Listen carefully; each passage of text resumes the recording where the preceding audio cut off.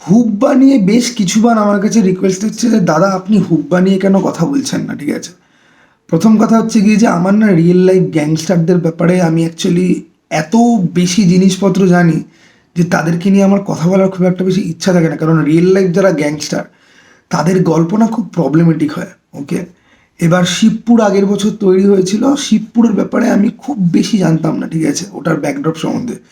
কিন্তু এই হুব্বা সিনেমাটা যেই গ্যাংস্টারের উপর তৈরি হচ্ছে তার ব্যাপারে অনেক জিনিসপত্র আছে, অনেক জিনিসপত্র জানি।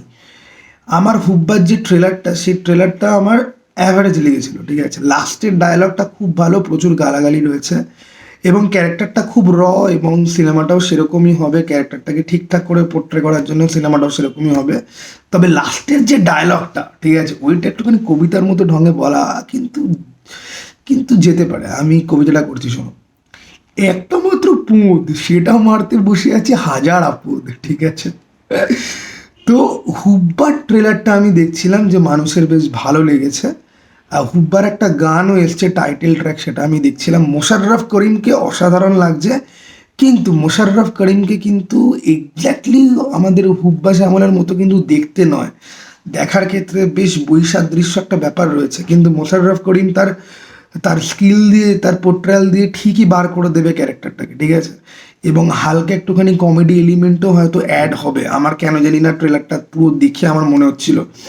আমি এই সিনেমাটার পার্টিকুলারলি ওই ইন্দ্রনীলের যে পুলিশের চরিত্রটা, সেটা নিয়ে আমি খুব এক্সাইটেড। ইন্দ্রনীলকে ওই হত্যাপুরীর একটাই মাত্র জিনিস আমার ইন্দ্রনীলকে খুব ভালো লেগেছিল, এবং আমার মনে হয় যে Indranil one of the most under rated actor ever, ঠিক আছে। মানে সে অটোগ্রাফ সিনেমাতে সে হিরো ছিল, সুজিত মুখার্জির প্রথম ফিল্মের সে হিরো ছিল, ঠিক আছে। তাকে সেরকমভাবে আমাদের ইন্ডাস্ট্রিতে ইউটিলাইজ করাই হয়নি। তো হুব্বাতে কিন্তু তার চরিত্রটাও দেখে বোঝা যাচ্ছে যে সে কিন্তু পুরোপুরি হিরো নয়, তার চরিত্রটাও যথেষ্ট গ্রে শেডের কিন্তু রাখা হচ্ছে। তো হুব্বাটা বেশ ইন্টারেস্টিং হতে যাচ্ছে, এবং এটা আমি কালকেই দেখতে যাব। ওকে, সময় যদি পাই, ওকে কালকেই আমি যাব দেখতে। এবার দুটো সিনেমা বেরোচ্ছে, সেন্টিমেন্টাল আর হুব্বা, ঠিক আছে। তুমি খালি নাম দেখো, সেন্টিমেন্টাল হুব্বা, হুব্বা সেন্টিমেন্টাল। এখন সব থেকে মজার ব্যাপার হচ্ছে গিয়ে যে সেন্টিমেন্টালে মদন মিত্র রয়েছেন এবং হুব্বার ডিরেক্টর হচ্ছে গিয়ে ব্রাত্য বসু, দুজনেই আমাদের এখানে তৃণমূল করেন, ঠিক আছে। তো পলিটিশিয়ানদের কন্ট্রিবিউশন আর্ট ফর্মে আমরা প্রপার কালকে দুজনেই, আমরা দুজনের ক্ষেত্রেই আমরা পাবো দেখতে। এখন মদন মিত্রদার ব্যাপারটা খুবই ইন্টারেস্টিং, কারণ আমি যেখানে থাকি আমার পাশের এরিয়াতেই কাইন্ড অফ পানিহাটি আর কামারহাটি পাশাপাশি। তো কামারহাটির ওপর দিয়ে আমি যখনই পাস করি, সে আমি মেট্রোতে যাই বা অফিসে যাই, মদন মিত্রর ছবি আমি রাস্তাঘাটে প্রচুর দেখতে পাই। মদন মিত্রকে আমি গতবার বইমেলাতে সামনে থেকে দেখেছি, এবং ভাই লোকটার ক্রেজ তোমরা ভাবতে পারবে না, এবং লোকটার হিউমিলিটি। গাড়িতে করে যাচ্ছে, মেয়েরা রীতিমতো দৌড়াচ্ছে। আমি এসব গল্পে শুনেছি, মিমে দেখেছি, বিশ্বাস করিনি। কিন্তু গত বছর আমি দেখেছিলাম, আমি ভিডিও করেছিলাম। সেই ভিডিও আমি কোনোদিন পোস্ট করিনি, আমি এরকম লাইফে অনেক জিনিসপত্রই ভিডিও করি, আমি খুঁজে দেখবো। আমার মনে আছে গত বছর বইমেলাতে, তো মানে, এবং সে গাড়ি থামিয়ে থামিয়ে সবার সাথে সেলফি তুলছে গাড়ির ভেতর থেকে বসা অবস্থাতে। মদন মিত্র লোকটা একদম সেলিব্রিটি ম্যাটেরিয়াল, তার যা সোয়াগ। এবং ইয়াশ নুসরাতের এই সিনেমাটা নিয়ে তো অনেক কন্ট্রোভার্সি হচ্ছে, অনেকে অনেক রোস্ট করছে। আমি বলেই দিয়েছিলাম শুরুর দিনকে যে কমার্শিয়াল ফিল্ম ফাইনালি হচ্ছে, আমার যেরকমই লাগুক না কেন আমি বাজেগুলোকে বেশি হাইলাইট করব না। তার সিম্পল কথা, এই জনরেটার বাংলাতে রিভাইভ হওয়া খুব বেশি করে দরকার। সেই কারণেই আমি সেন্টিমেন্টাল বা মেন্টাল নাম চেঞ্জ হয়েছে, এটা নিয়ে আমি কোনো রকম রোস্টও করবো না, বাজে কথাও বলবো না। যখন আমি রিভিউ করব তখন খারাপ জিনিসগুলো আগে আমি মেনশান করব যদি আমার খারাপ লাগে। আমার যদিও কেন জানি না মনে হয় সেন্টিমেন্টাল খারাপ লাগবে না, এই কারণেই, কারণ আমার এক্সপেকটেশান জিরোরও তলায় রয়েছে। যখন আপনার এক্সপেকটেশান অলরেডি ডাউন থাকে, তখন আপনি যাই দেখবেন মোটামুটি আপনার ভালো লেগে যাবে। ওকে, ইয়াশের অভিনয় হয়তো ভালো হবে না, কিন্তু কেন জানি না আমার ট্রেলার দেখে মনে হয় যে গল্পটা ঠিকঠাক উতরে যাবে, তার মধ্যেও পলিটিক্যাল কমেন্টারি হয়তো থাকবে, মানে ট্রেলারের যা ধরন ধারণ যা দেখলাম। আর গানগুলো নিয়ে, গানের লিরিক্স নিয়ে এত ঝামেলা হচ্ছে। প্রথম গানটা আমি বলছি আমার বেশ ফানি লেগেছে, লিরিক্সগুলো বেশ ভালো ছিল। বাট বোকা সোডা বলে যে গানটা আজকে বার হয়েছে, কাল সিনেমা বেরোচ্ছে, তার প্রমোশনাল সং, আইটেম সং আজকে বার হচ্ছে, জিনিসটা আরেকটুখানি আগে করা উচিত ছিল। বাট এই সেন্সার বোর্ডের সাথে সার্টিফিকেশন আর নাম চেঞ্জ নিয়ে আমার মনে হয় প্রডিউসাররা বেশ ভালো রকম ঝামেলার মধ্যে দিয়ে গেছে, ঠিক আছে। এবার প্রডিউসাররা অভিনয়ও করছে, প্রডিউসও করছে, তাদেরকে সব কিছু সামলাতে হচ্ছে, তো তাদেরকে বোধহয় একটুখানি ছাড়পত্র দেওয়া যায়। তবে এই গানটা, এই বোকাসোডা গানটা অ্যাকচুয়ালি আরও আগে রিলিজ করলে পরে সেটা সিনেমাটার প্রমোশনে হেল্প করতে বলে এটা আমার পার্সোনাল বিশ্বাস। ওকে, নাও হুব্বা আর সেন্টিমেন্টাল দুটোই হিট হয় কিনা দেখার একটা ব্যাপার।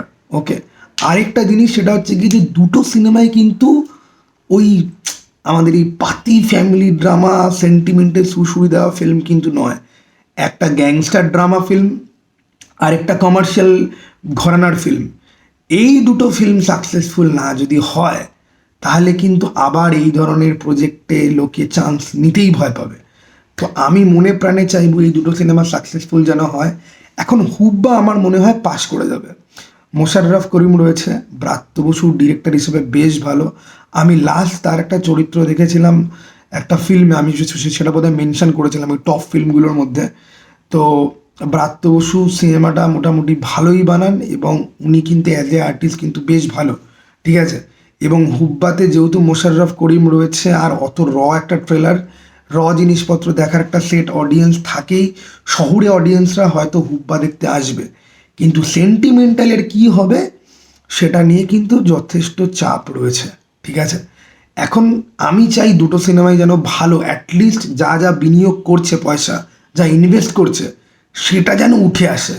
সেটা উঠে এলে পরে মেকাররা রিস্ক নেবে এরকম প্রজেক্ট বানানোর। এদের সাকসেস দেখে অন্য লোকেরাও রিস্ক নিতে সাহস কিন্তু পাবে।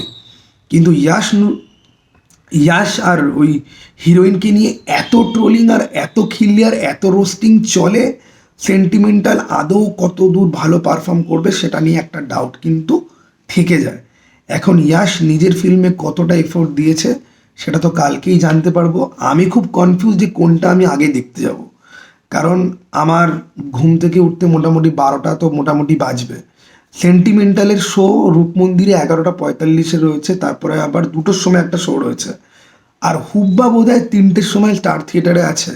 সোনালি, স্টার থিয়েটার আর রূপমন্দির, এই তিনটেতেই মোটামুটি এই দুটো সিনেমা এসছে। এবার আমাকে ইকির মিকির চামচিকির করে কোনটা আগে কোনটা পরে দেখতে যাব, আমি কখন ঘুম থেকে উঠতে পারি তার উপর ডিপেন্ড করবে।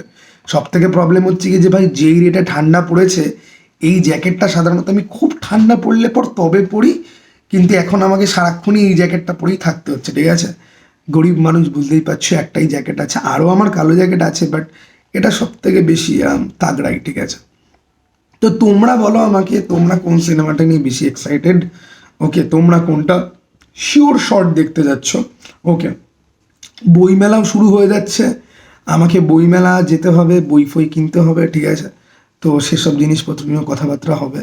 তো তোমরা বলো যে তোমরা কোন সিনেমা দেখতে যাচ্ছ, তোমাদের কমেন্টের জন্য কমেন্ট বক্স তো খোলাই আছে। আর আবার যেহেতু কন্ট্রোভার্সি হয়েছে, প্রচুর গালাগাল আসবে, ওয়েলকাম, ঠিক আছে। চলো, টাটা, বাই।